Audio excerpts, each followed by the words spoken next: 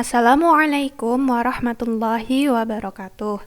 Perkenalkan, saya Alfa Nadia Maimanah dengan NIM 1842418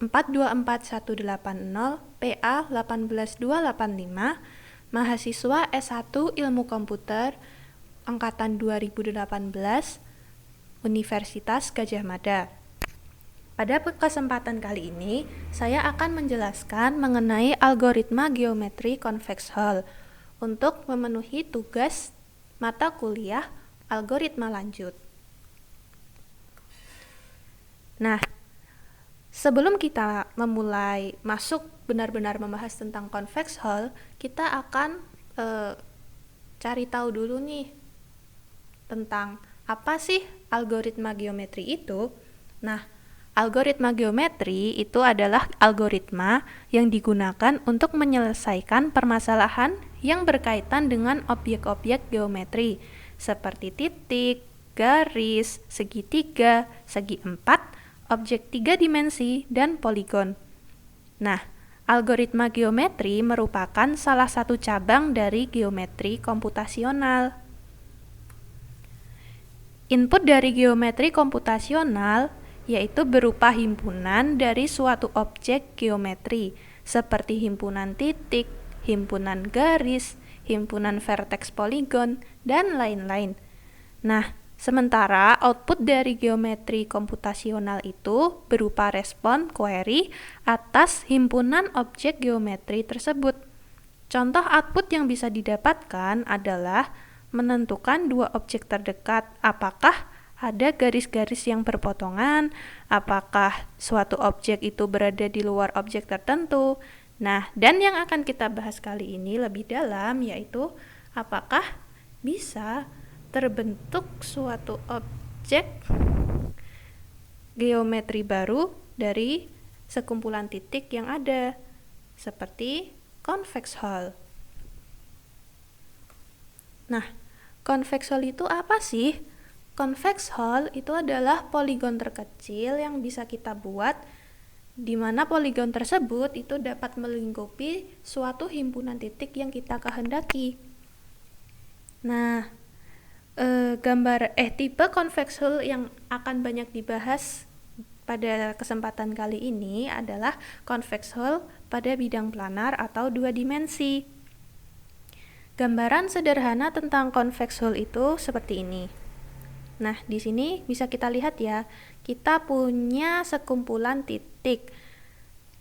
Nah, titik-titik ini merupakan data lokasi titik-titik ranjau dengan persebaran seperti di gambar.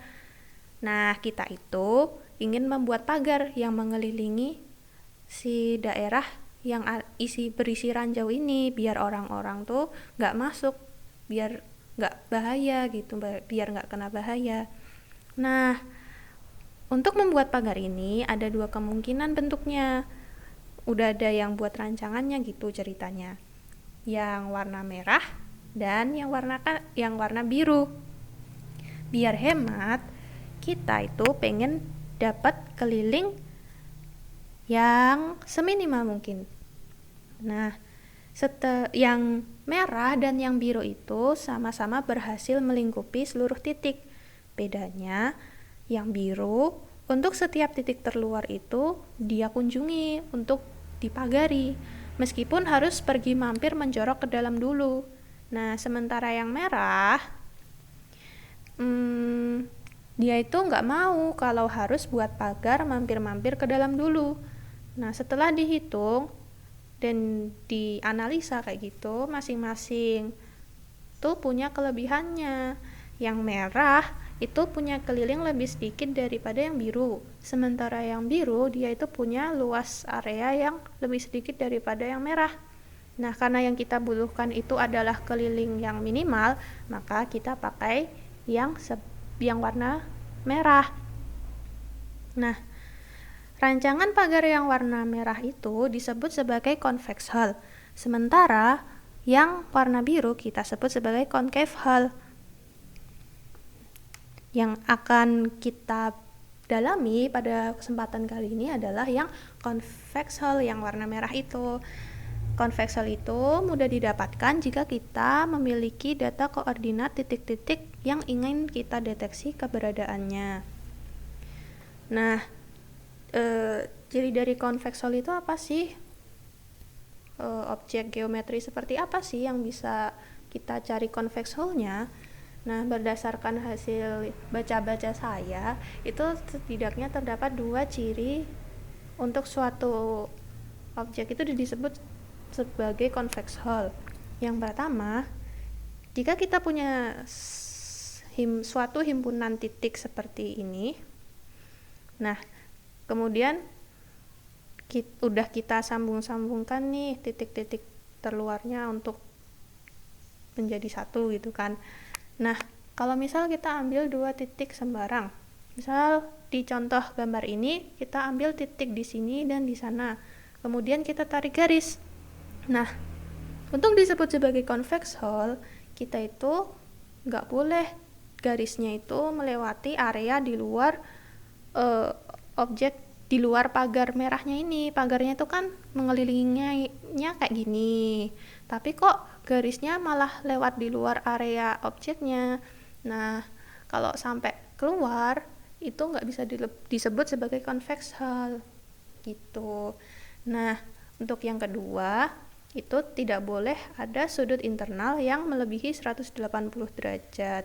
Ini ya, kalau bisa kita lihat dari contoh gambarnya, itu sudut di dalam semuanya berada di bawah 180 derajat, seperti itu. Nah, tentu mungkin saya juga di awal sempat bertanya-tanya, bagaimana sih kita bisa mendapatkan convex hull dengan cara komputasi, algoritma seperti apa yang bisa kita gunakan untuk mendapatkan convex hull ini. Nah, setelah saya cari, saya menemukan web di bawah ini ya. Itu ternyata ada banyak sekali algoritma yang bisa kita gunakan untuk mendapatkan convex hull. Tentu ini belum semuanya, karena pasti kedepannya juga akan ditemukan lagi metode-metode yang baru. Ini adalah beberapanya. Ini sudah diurutkan sesuai timeline tahun penemuannya. Yang pertama ada algoritma brute force. Ini nggak tahu yang nemuin siapa, ditemukan kapan. Nah, selanjutnya ada algoritma Graham-Scan. Algoritma ini ditemukan pada tahun 1972. Kemudian ada algoritma Jarvis-March gift wrapping yang ditemukan pada tahun 1973. Kemudian ada algoritma Quick Hull yang ditemukan pada 1977, dan pada tahun yang sama juga ditemukan algoritma Divide and Conquer. Kemudian 2 tahun selanjutnya ditemukan algoritma Monotone Chain. Kemudian 1984 ditemukan algoritma Incremental, dan 2 tahun kemudian ditemukan algoritma Marriage Before Conquest. Nah, kita nggak akan bahas semuanya, mungkin hanya 2 seperti itu. Nah, algoritma pertama yang akan kita bahas yaitu algoritma Graham-Scan. Algoritma Graham-Scan adalah metode komputasi convex hull dari suatu himpunan titik berhingga pada bidang planar dengan kompleksitas O n log n. Nama algoritma ini berasal dari nama Ronald Graham yang mempublikasikan algoritma Graham-Scan ini pada tahun 1972. Nah, ini di kanan bisa kita lihat adalah contoh animasi bagaimana proses dari algoritma Graham-Scan itu berjalan untuk mendapatkan convex hull dari sekumpulan titik. Nah, gimana sih sebenarnya step-stepnya untuk mendapatkan convex hull dengan algoritma Graham-Scan? Nah, ini bisa kita lihat adalah pseudocode algoritma Graham-Scan. Jadi, kita itu punya suatu himpunan titik bernama key. Kemudian kita akan mencari titik pivot dengan koordinat Y paling kecil dari titik-titik yang berada di himpunan key itu. Nah, titik tersebut titik yang memiliki koordinat Y paling kecil atau yang berada di paling bawah itu akan kita beri nama dengan Q0. Nah, tapi jika dalam perjalanannya nanti kita itu menemukan bahwa ternyata terdapat lebih dari satu titik dengan koordinat Y yang sama nih. Terus gimana? Nah, itu nanti kita akan pilih titik dengan koordinat X yang paling kecil. Kemudian setelah itu kita mengurutkan titik-titik selain Q0 itu berdasarkan sudut polarnya terhadap Q0 dengan urutan berlawanan arah jarum jam. Kemudian kita memasukkan titik Q0, Q1, dan Q2 ke stack S. Kemudian untuk Q3 hingga N-1 kita lakukan pengecekan vektor antara QI, kemudian titik teratas di stack yaitu Qn-1 dan titik teratas kedua di stack yaitu Qn-2. Jika ketiga titik tersebut membentuk belokan ke kanan, is kanan ini ya, maka kita akan harus melakukan pop terhadap titik teratas di stack itu. Nah, jika ternyata beloknya itu bukan ke kanan tapi ke kiri, maka kita boleh memasukkan titik tersebut, titik QI itu ke stack S. Nah, jika semuanya udah dicek,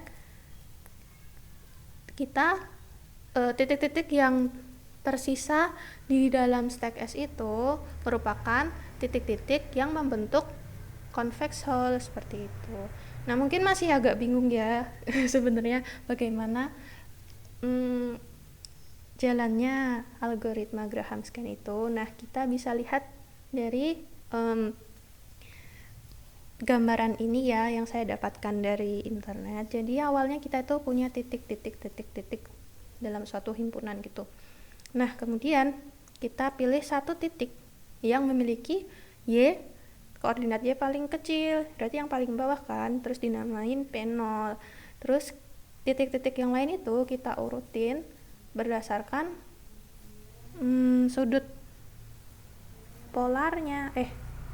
Ya pokoknya gitu.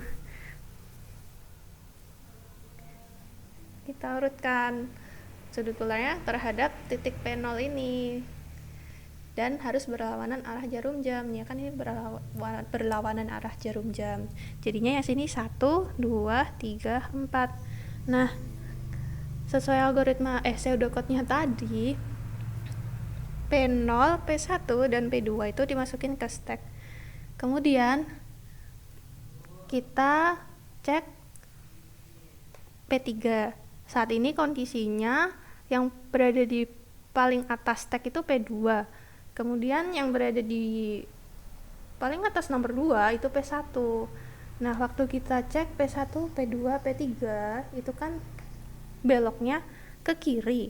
Jadi kita bisa masukin P3 ini ke dalam stack.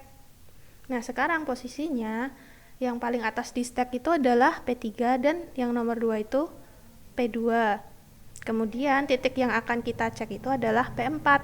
Nah, waktu kita cek ternyata dari P2, P3, dan P4 itu beloknya ke kanan. Nih, ke kanan. Jadi, kita nggak bisa masukin, jadi kita perlu melakukan pop terhadap isi stack yang paling atas, yaitu yang P3. Jadi, P3 itu nggak bisa masuk ke dalam titik yang membentuk convex hole. Jadinya yang P4. Nah, terus gitu, terus kita cek, terus sekarang pada P2.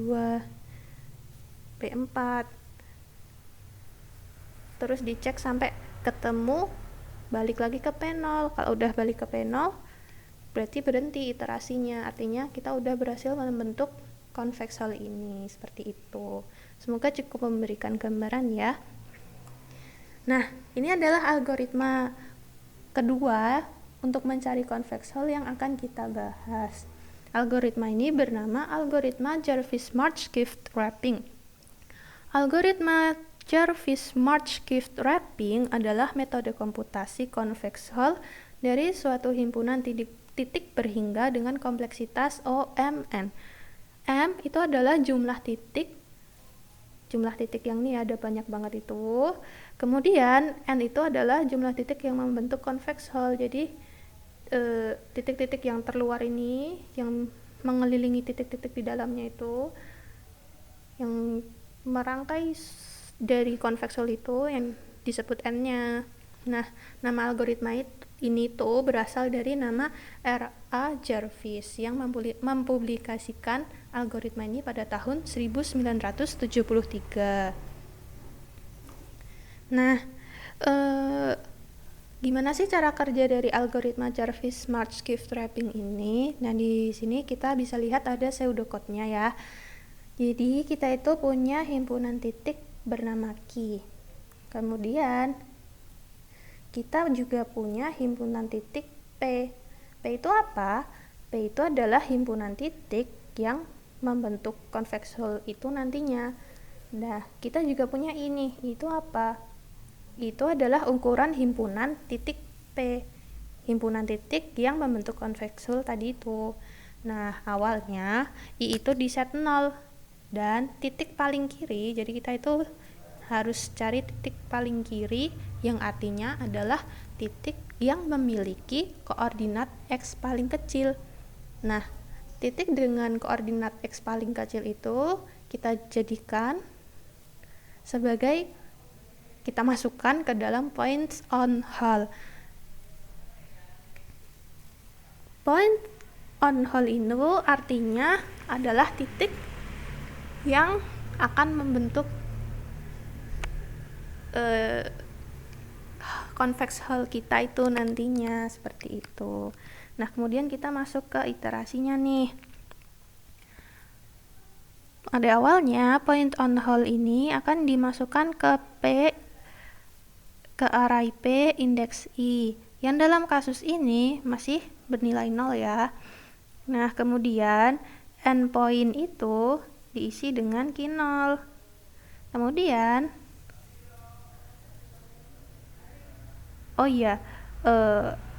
endpoint ini kan diisi titik pertama di array key-nya. Key itu kan tadi titik-titik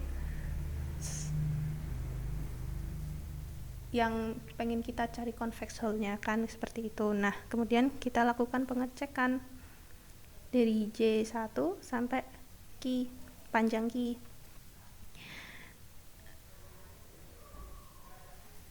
Nah, kita melakukan pengecekan ini untuk mencari titik di mana garis antara titik tersebut dengan titik sebelumnya berada di sebelah kiri semua titik yang ada. Setiap kali ditemukan titik yang menghasilkan garis yang lebih kiri setiap kali ditemukan titik yang menghasilkan garis yang lebih kiri posisinya, maka dilakukan update terhadap endpoint dengan titik tersebut nih ya. Jika kita menemukan titik yang posisinya itu ternyata lebih kiri daripada garis dari titik ke P ke endpoint, kita harus update nilai endpointnya dengan titik tersebut. Nah, kita lakukan iterasi terus hingga semua titik tercek. Jika sudah, melakukan I++. Nah, kalau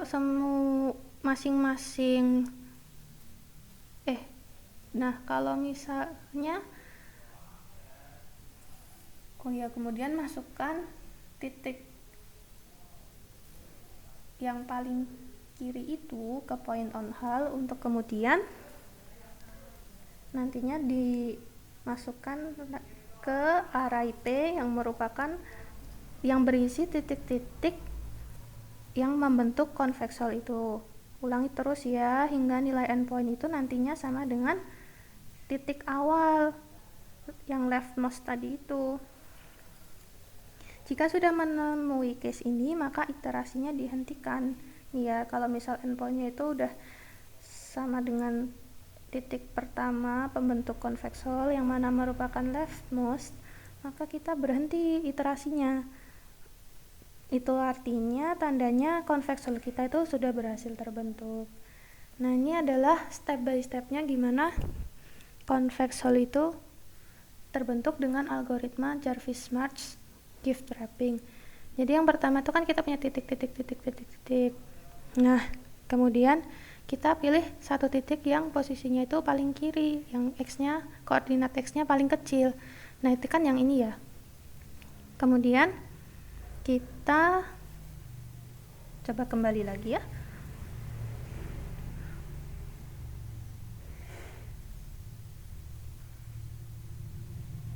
Nah, dari semua titik yang ada ini, kita cek nih, dikunjungin satu-satu, mana nih yang posisinya berada di paling kiri. Nah, ternyata yang ini nih. Nah, terus jadinya sekarang kita buat garis thread. Dari sini kita cek lagi nih, dikunjungin. Oh, ternyata yang paling kiri yang ini nih, thread. Terus yang paling kiri ini nih, thread. Nah, waktu udah balik lagi ke sini, berarti udah berhenti, udah ketemu tuh convex hull-nya. Nah, begitu ya sekilas penjelasan tentang algoritma ini.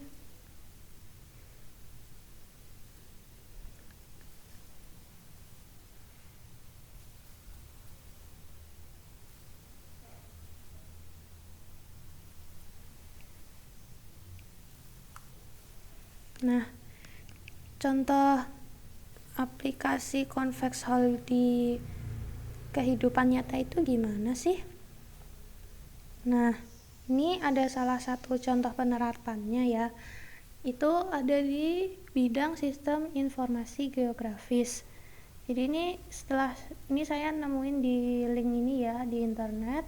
Itu the International Union for Conservation of Nature atau IUCN menggunakan convex hull untuk memperkirakan tingkat kelangkaan suatu spesies, baik tumbuhan maupun hewan, melalui luas habitatnya. Luas habitat ini disebut extent of occupation atau IOO. Nah, luas habitat ini dideteksi tuh. Jika spesies itu luas habitatnya kurang dari 100 km persegi, maka spesies itu tergolong terancam punah kritis. Jika luas habitat kurang dari 5.000 km, maka terancam punah. Dan jika kurang dari 20.000 km, itu statusnya rentan punah. Nah, data survei keberadaan tumbuhan dan hewan yang digunakan untuk mendeteksi tren populasi ini seringkali bergantung pada keberuntungan dan kontribusi sukarelawan. Oleh karenanya, validitas data pengambilan sampel itu nggak selalu terkontrol di bawah kendali badan pengelola atau ilmuwan. Nah, saya menemukan suatu studi yang mengevaluasi penerapan convex hull untuk hal tersebut. Studi yang dilakukan oleh Mark A. Bergman dan Julian C. Fox dari School of Melbourne, Australia, itu menemukan bahwa terdapat bias dalam penerapan convex hull untuk mengestimasi rentang jumlah spesies. Mereka mempelajari bagaimana implikasi bias ini bisa mempengaruhi kualitas konservasi dan perencanaan yang lebih baik. Mereka menemukan nih bahwa ternyata convex hull menghasilkan bias yang lebih besar daripada metode alpha hulls ketika digunakan untuk mengukur luas habitat, mendeteksi perubahan kisaran jumlah, dan ketika dikenakan perbedaan distribusi spasial dan temporal dari pengambilan sampel dan akurasi spasialnya. Nah, alpha hull itu ternyata lebih baik dalam memperkirakan luas dan tren rentang jumlah spesies dibandingkan convex hull seperti itu. Meskipun ternyata convex hull ini terdapat kekurangan, tapi memang sampai sekarang pun masih digunakan sebenarnya, tapi ya memang akurasinya itu lebih akurat yang alpha hull yang sebelah ini ya. Karena nanti biar lebih jelasnya bisa kita lihat di contoh webnya nih tentang penerapannya kayak gitu ya. Nah, ini kita bisa lihat di yang namanya Special Atlas of Living Australia. Jadi di sini saya sudah mencari daerah okupasi atau habitat dari Helleibioporus albopunctatus. Nah, yang berwarna biru atau ungu ini itu menggunakan convex hull. Sementara yang merah itu menggunakan alpha hull. Nah, ini kurang kelihatan ya. Area of occupancy-nya itu yang titik-titik kuning ini nih. Ya, ada titik-titik kuning. Kalau di uncheck hilangkan. Nah, biar kelihatan ini yang di uncheck. Nah, yang titik-titik kuning itu titik-titik keberadaan spesiesnya. Nah, bisa kita lihat ya, coba kita minimize dulu. Kalau kita yang ungu ini kan extent of occurrence yang pakai convex hull itu ya, itu memang berhasil mendapatkan area habitat dari spesies yang Helleibioporus albopunctatus yang kita cari ini. Tapi ternyata area laut ini juga masuk ke area habitatnya, padahal kan harusnya enggak ya, kan ini hewannya hidupnya di darat, jadi terdapat kekurangan akurasi seperti itu. Nah, kalau pakai yang alpha hull ini cenderung lebih akurat nih, kayak gitu. Nah, ini salah satu contoh aplikasi convex hull di sistem informasi geografis ya. Nah, ini dari datanya tuh didapat ada jumlah speednya itu 572, terus area IOO-nya itu ada 309435,22 km persegi. Nah, kalau pakai alpha hull itu didapatnya 126,122 km persegi. Jadi alpha hull itu areanya lebih sedikit dan cenderung lebih akurat daripada kalau pakai yang IOO convex hull itu. Nah, contoh program dari convex hull itu seperti apa sih? Nah, ini saya tadi mencoba mempelajari dari YouTube, dari channel Daniel Schiffman. Tuh, ini pakai JavaScript library-nya P5.js untuk membuat animasi bagaimana convex hull itu bisa dibentuk dengan menggunakan algoritma yang Jarvis Smartscape Wrapping. Kita bahas pelan-pelan ya.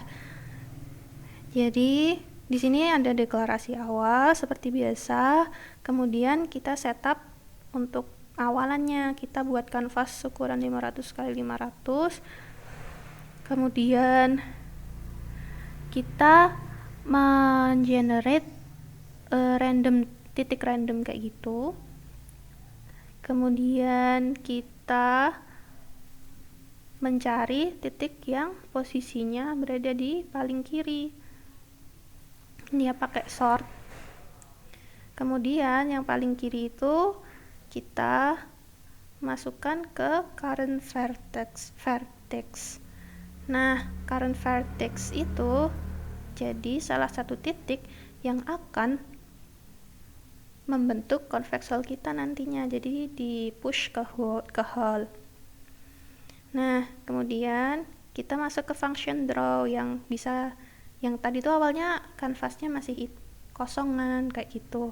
Nah, kanvasnya tadi kita beri warna hitam dengan background 0 ini kan. Kemudian titik-titik yang sudah kita generate tadi kita gambar nih ke kanvasnya dengan yang warna kuning nih ya, ada titik-titik-titik nih ya, red campur green ketemunya kuning. Nah, digambar. Kemudian untuk setiap garis paling kiri kita buat objek convex hull dengan titik tersebut yang warnanya blue. Nih ya, jadi ini yang blue, garis blue ini sebagai batas convex hull.